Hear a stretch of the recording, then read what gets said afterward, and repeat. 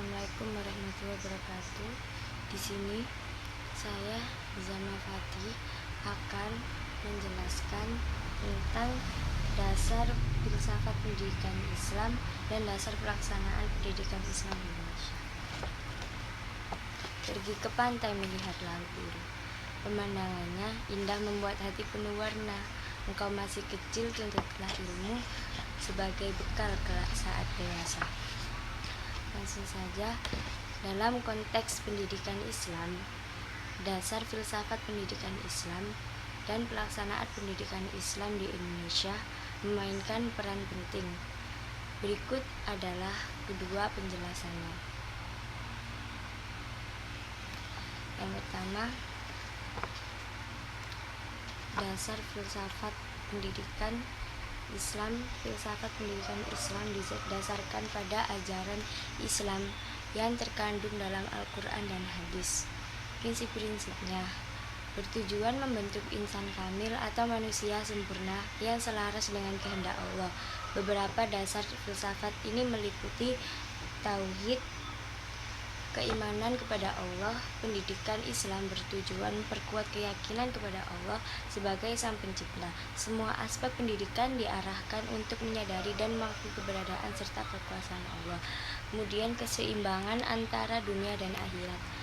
Pendidikan Islam menekankan keseimbangan antara pencapaian duniawi dan persiapan untuk kehidupan setelah mati. Artinya, pendidikan tidak hanya menekankan ilmu pengetahuan, tetapi juga moral dan etika. Kemudian pembentukan akhlak mulia. Islam menekankan pentingnya akhlak mulia dan adab dalam pendidikan. Setiap individu diajarkan nilai-nilai kebaikan seperti kejujuran, kebenaran, dan tanggung jawab.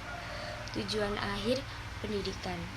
Tujuan dari pendidikan Islam adalah membentuk manusia yang soleh, bertakwa, berilmu, dan mampu memberi manfaat bagi dirinya sendiri serta masyarakat. Yang kedua ada dasar pelaksanaan pendidikan Islam di Indonesia. Pelaksanaan pendidikan Islam di Indonesia memiliki dasar yang tertuang dalam peraturan perundang-undangan serta praktik yang mendukung nilai-nilai Islam. Berikut adalah beberapa dasar utamanya. Pertama, Undang-Undang dan Pancasila. Undang-undang menjamin kebebasan beragama yang menjadi dasar bagi penyelenggara pendidikan Islam.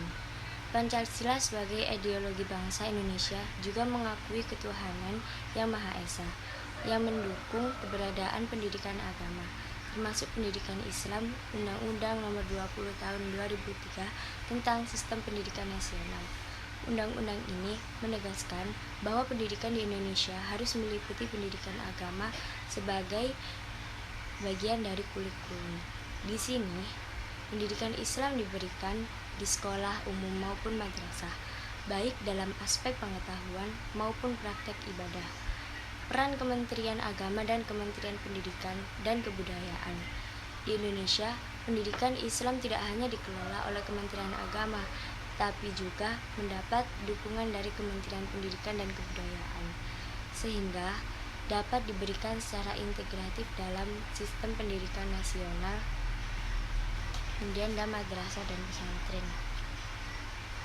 Madrasah dan pesantren. Selain sekolah umum, pendidikan Islam juga diselenggarakan di madrasah dan pesantren yang mengajarkan ilmu agama secara mendalam. Lembaga-lembaga ini diakui secara formal dan berada di bawah pengawasan pemerintah. Dengan dasar-dasar ini, pendidikan Islam di Indonesia diharapkan dapat membentuk generasi yang beriman, bertakwa, berilmu, dan berakhlak mulia sesuai dengan ajaran Islam dan semangat kebangsaan Indonesia.